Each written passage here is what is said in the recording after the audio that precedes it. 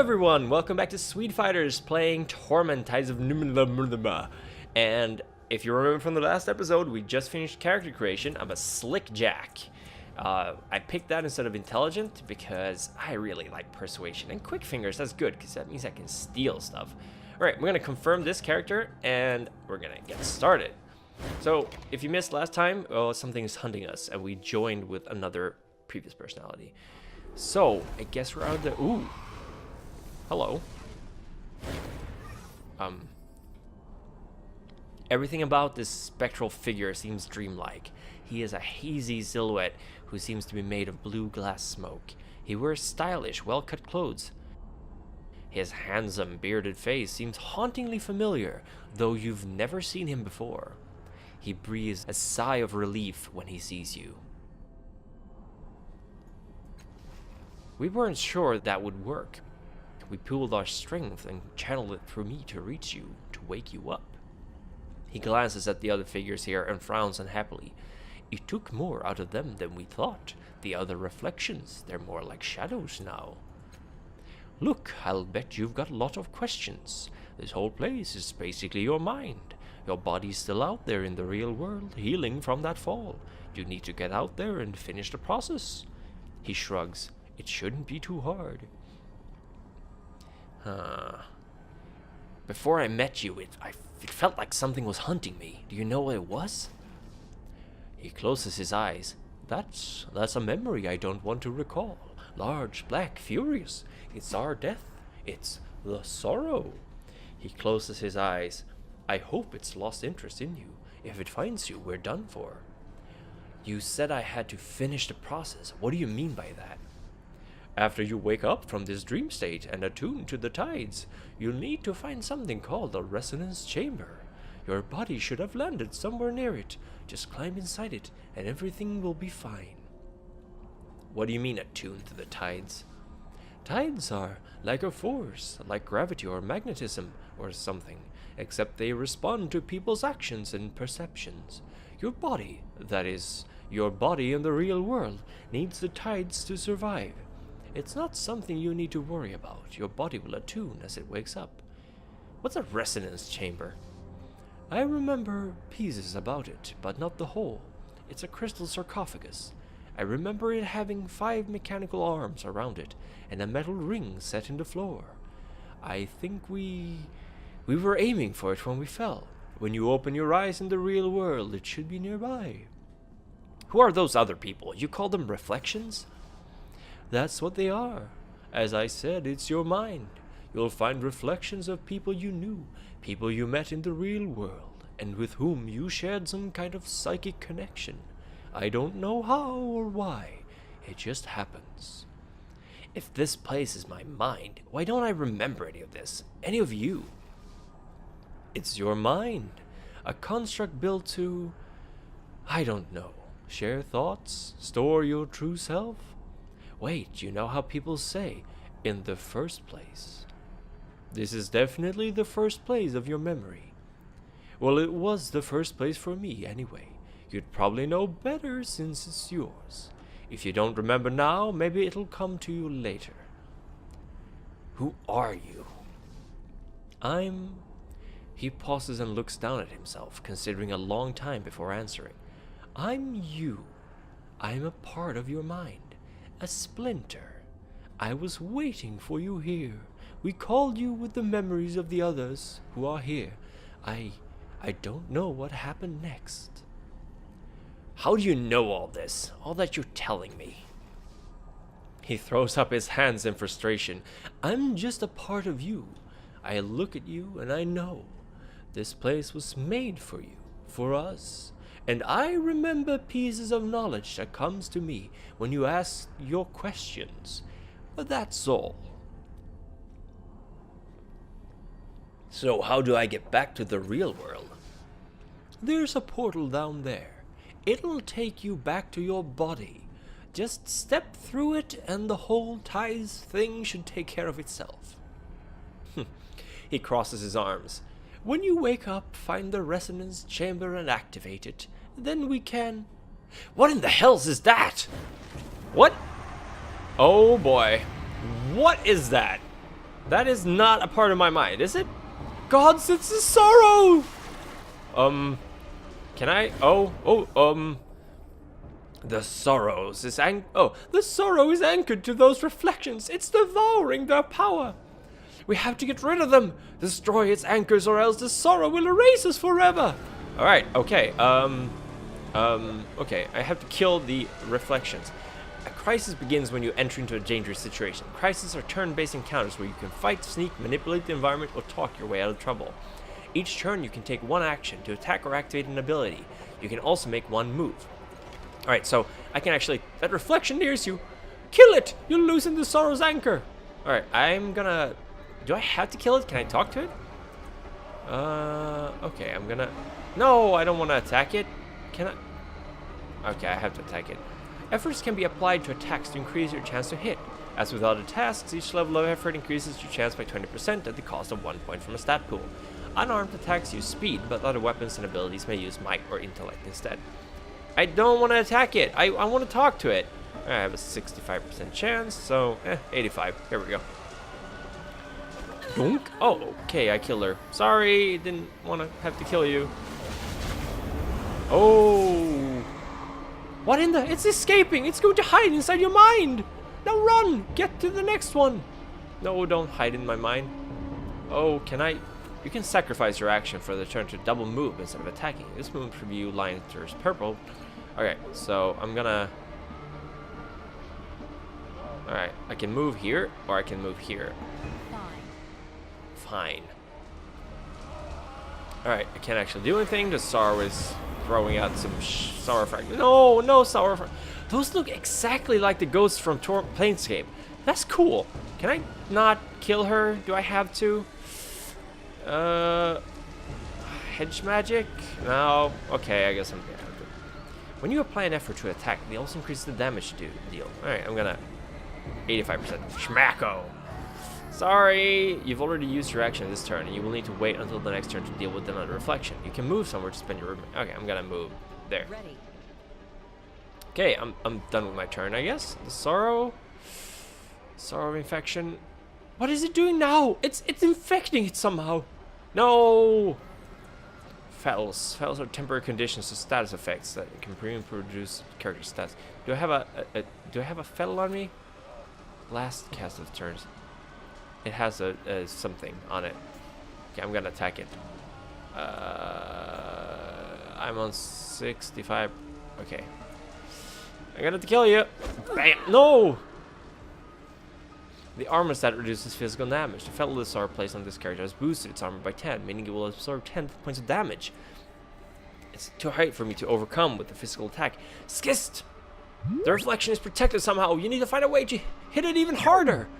Grab that piece of mirror glass. It might have enough residual energy to kill that reflection. Alright, I need to grab some glass. Alright, you got it.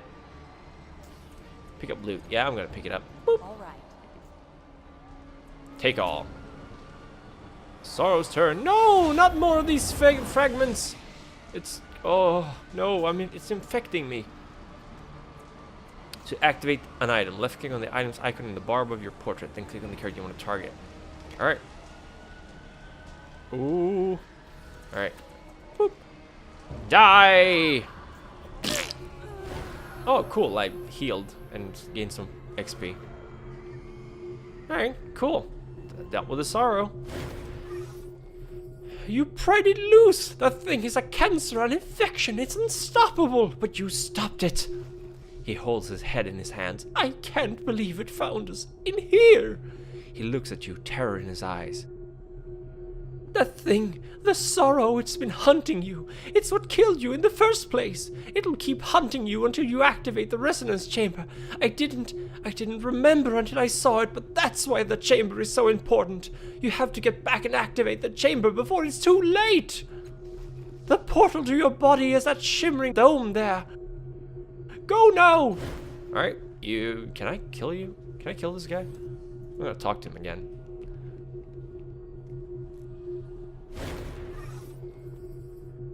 I've told you everything I know. Until you get to the resonance chamber, I'm as blind as you. He points to the rift in space leading back to the real world. Just head through that portal, activate the chamber, and we're healed. It's as simple as that. What is the sorrow? That thing that was here, that enormous shadow, that was just the smallest piece of it. You felt it, you saw it. It's our death. I don't know anything more than that. Alright, cool. Good luck. Thanks. Can I pick up any more of this? Nope. Go. Alright, I'm going. Jeez. Cool. I have a pretty fucking nice side cut. When you sleep, your might, speed, and intellect pools are full. So anyway, in Planescape, you're haunted by like specters of your Where foremost... did she fall from? Alright, never mind. Her body's smashed to talk. It's a wonder she's still breathing. All I saw was the corona, not her origin point. But look, she's healing already. Spontaneous regeneration. What do you look at? Wait, I know that face. Oh, okay. Cool. What was that? What did you do, Callistage? Callistage? His tone has become accusatory, suspicious. You open your eyes. The first thing you notice is this man's kaleidoscope of tattoos writhing across his forearms. He wears a long dark coat belted at the waist, supplies fitting in the pockets. His boots are worn and stained with years of travel.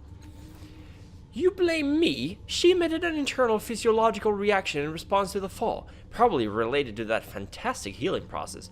Obviously, Aligern. Her voice rolls and hisses, and you have to rub your eyes to be sure that you're not seeing double. Faint echoes of her actions trail from her, each nearly mimicking her, though some act and react to stimuli that you can't perceive. Her vivid hair and outrageous clothing remains constant through these shadows. So he knows me. Oh yes, it's obvious, Callistage. His voice is grim and clipped. Then he sees you looking at him. You're no ordinary mortal. We know that much. Start talking. His face is hard and set. I'm no ordinary mortal. What do you mean? You really don't know? He cocks his head to the side. I'm starting to think you're not her.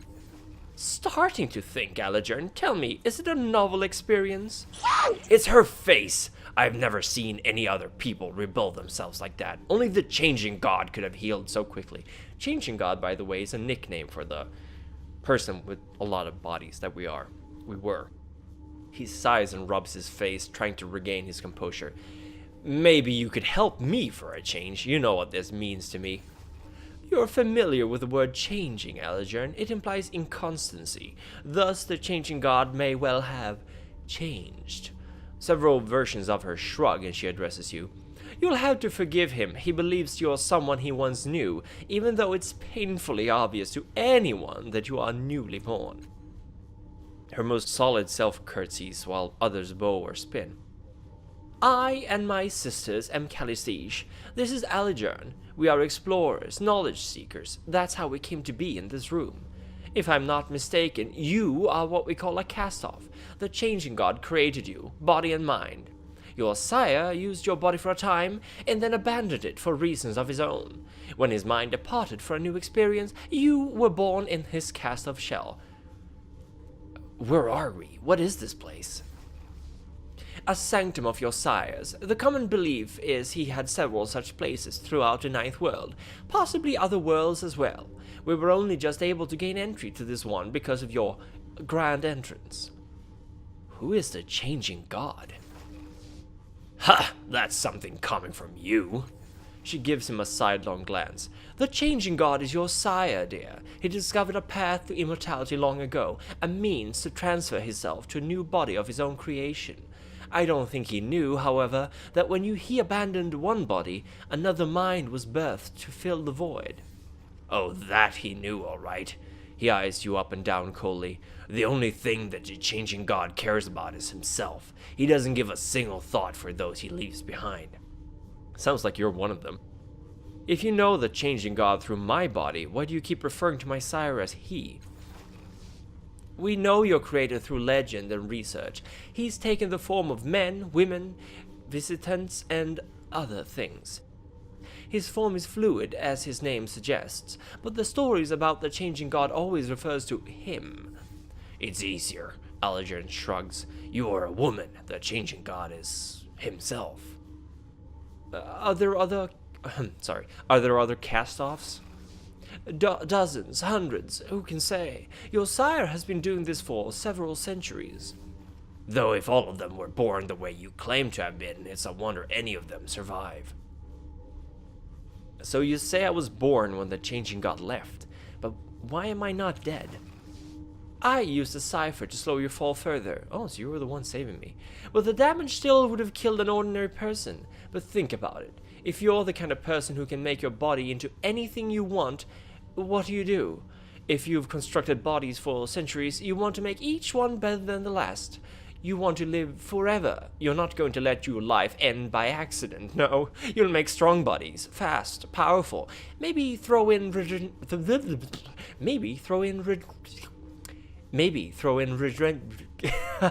I cannot say it. Maybe throw in regeneration while you're at it. There we go. The Changing God has always been vain. He rarely stays long in a shell that doesn't suit his self-image. She looks you up and down, her smile suddenly unnerving. Perhaps the Changing Perhaps the Changing God fled because he didn't want to wear those scars of yours.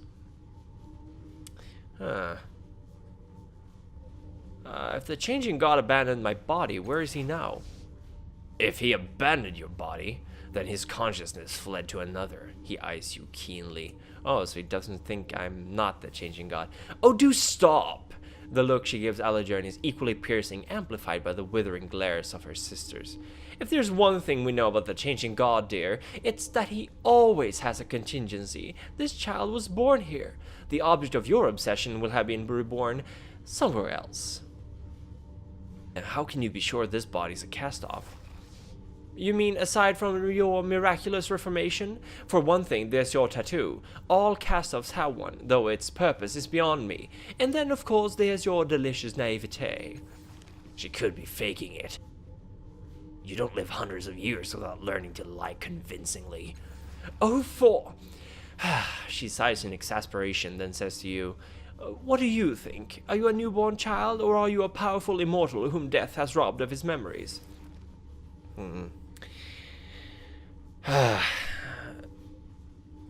You obviously knew the Changing God, Aligern. What do you think? Am I him?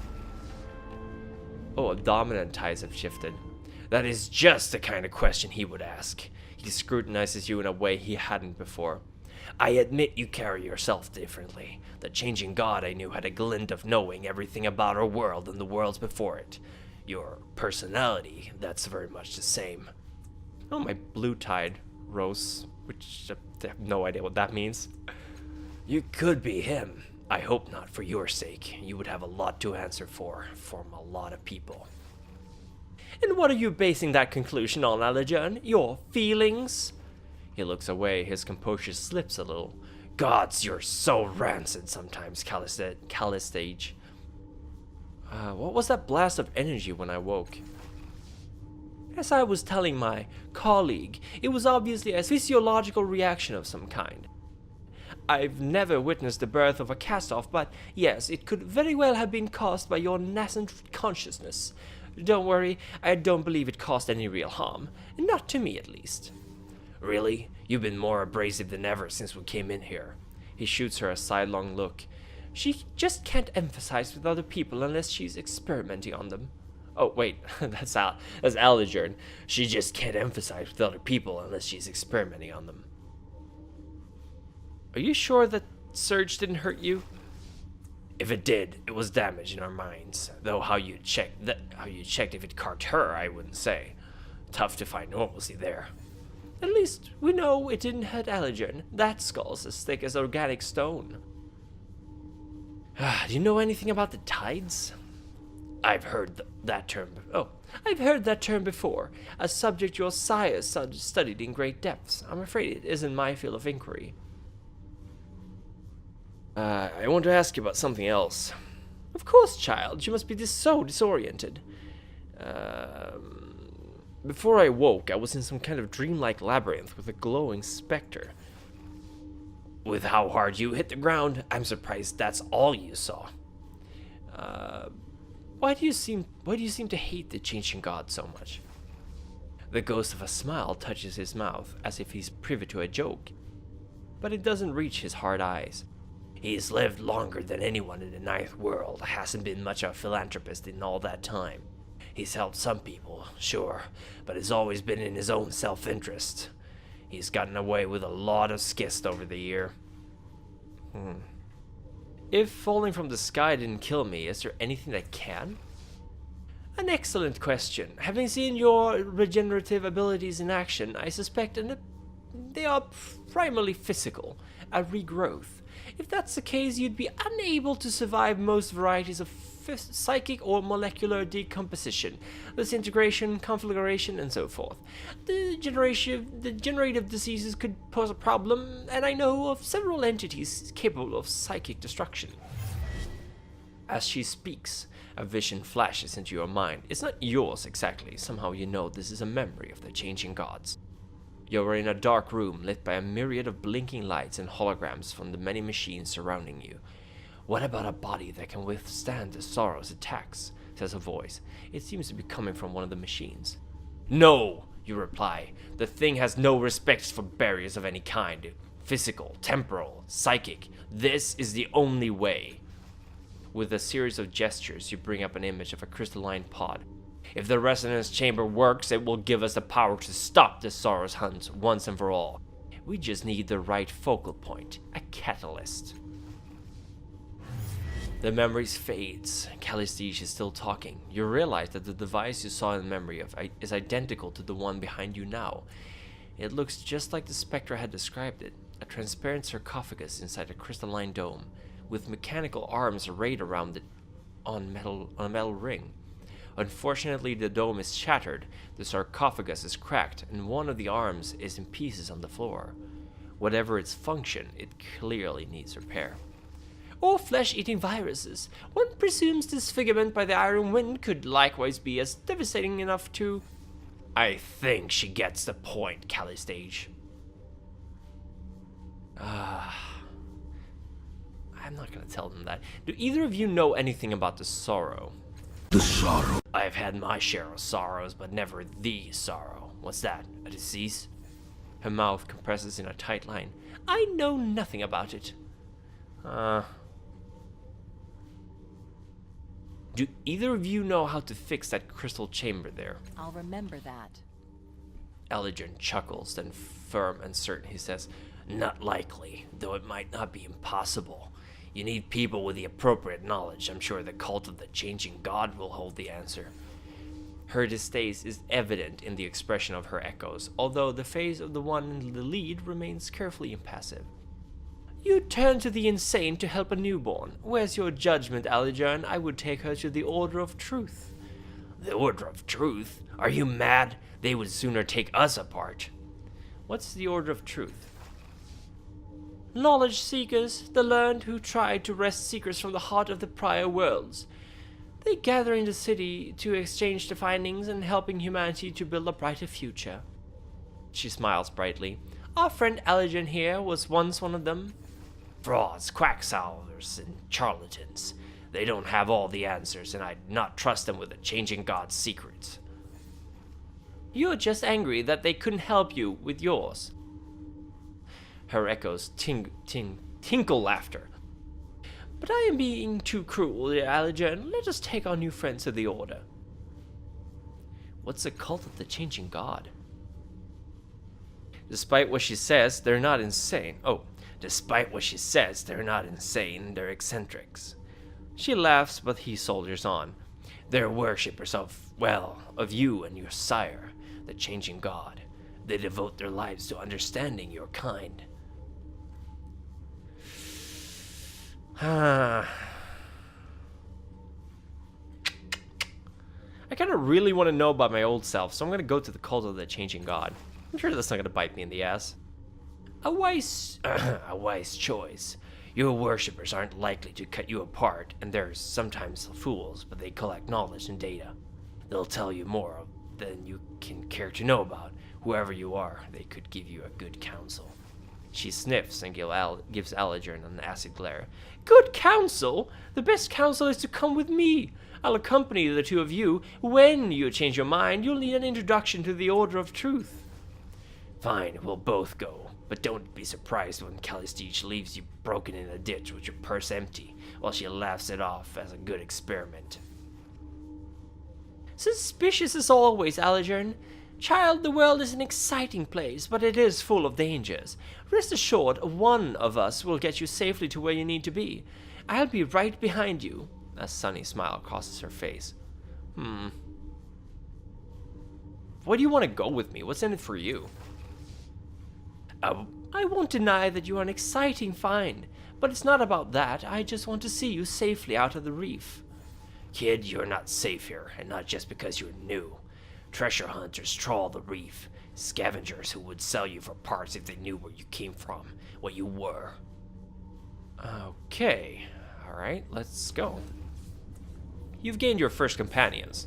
They will follow the last cast-off and can be controlled during a crisis. You can speak to them about their pasts and take advantage of their unique abilities and skills. Companions have their own motivations and personalities, and depending on the choices you make, they may not follow you forever. You will find more companions who can join you as you travel through the Ninth World. Cool. Take this opportunity to explore your surroundings. You may find items, equipment, and more to assist you. When you are ready, you can leave the broken dome using the stairs to the northeast. Alright, I want to know more about the tides. They're supposedly kind of like stats, but not really. Let's see if we can find anything about the tides here. So, there's like, all the tides like represent different values, I guess. The only tide I remember is gold, which is supposed to be generosity, and purple, which is like order and leadership. Whatever. Chris, pop in some explanation about the tides from the instruction manual. All right, items and abilities. Cool. All right, so yeah, let's explore here a bit. Broken fragments of the domed ceilings domed ceilings are scattered on the floor. They appear to be made of transparent synth. All right, I'm gonna try to interact with the machine here. A mechanical arm lies on the floor, presumably broken during your fall. Sparks pour from the arm's shattering housing, filling the air with a greasy stench. Lower machinery, quick fingers. Attempt to scavenge what you can from the arm's housing. Alright, someone here could probably help me. Can she help me? I have a 60% chance. But if I'm on my own, I have a 75% chance. He also has a 75% chance, so she's not very good at this, but I am. And if I invest 1 point, I'm gonna go up to 95. So yeah, I really wanted to have that thing. Cool, I managed to scavenge it. Taking care to avoid the sparks, you extract several handfuls of shiny trinkets and coin-like objects. Spray flesh. You recognize their values at once. Such objects will be accepted as shins, the informal currency in most regions of the world, so you gather them up and take them with you. This tiny synth canister sprays a sticky gelatinous substance. This gelatin covers and seals wounds instantaneously if applied correctly. Cool.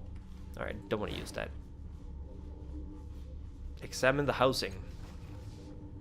The sharply pointed apparatus that formerly topped the device appears burnt out and useless, but the equipment in the base remains at least somewhat operational, as the constant stream of sizzling motes can attest.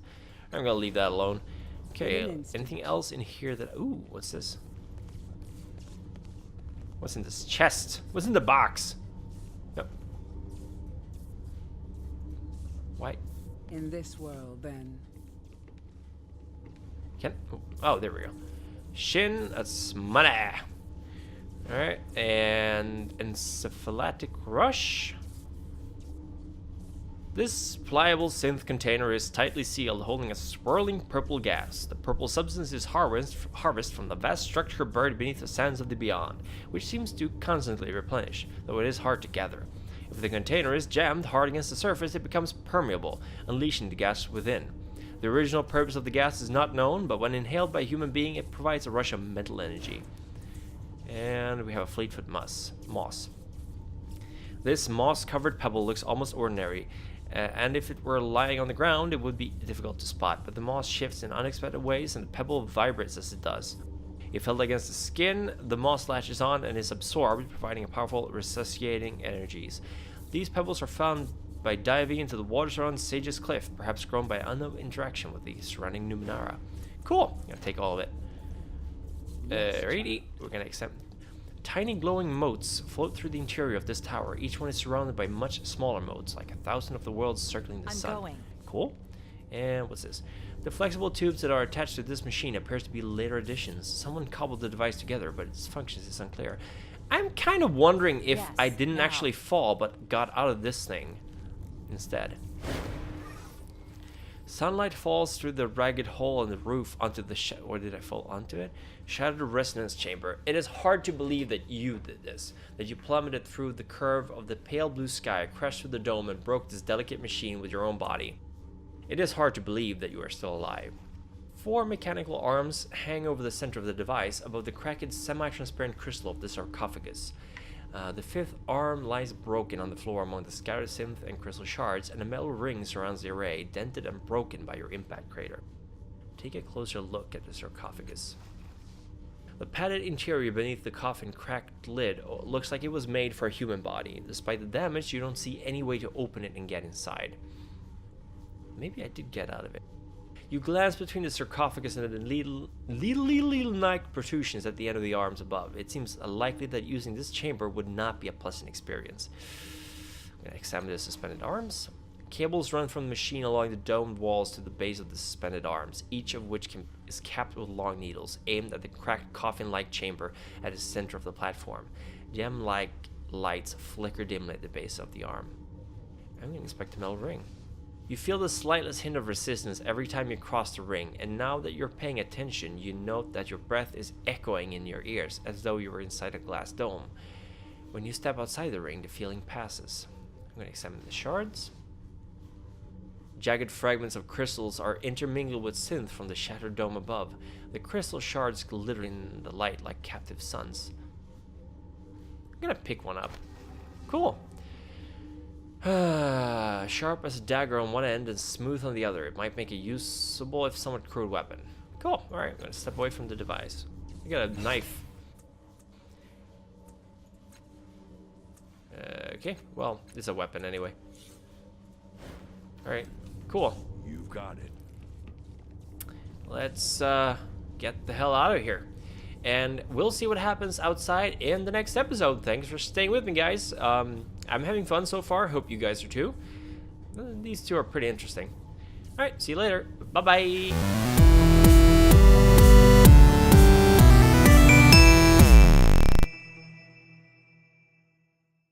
Whew, I'm starting to think this game is going to have more dialogue than Planescape Torment. What's the chance of that happening, right?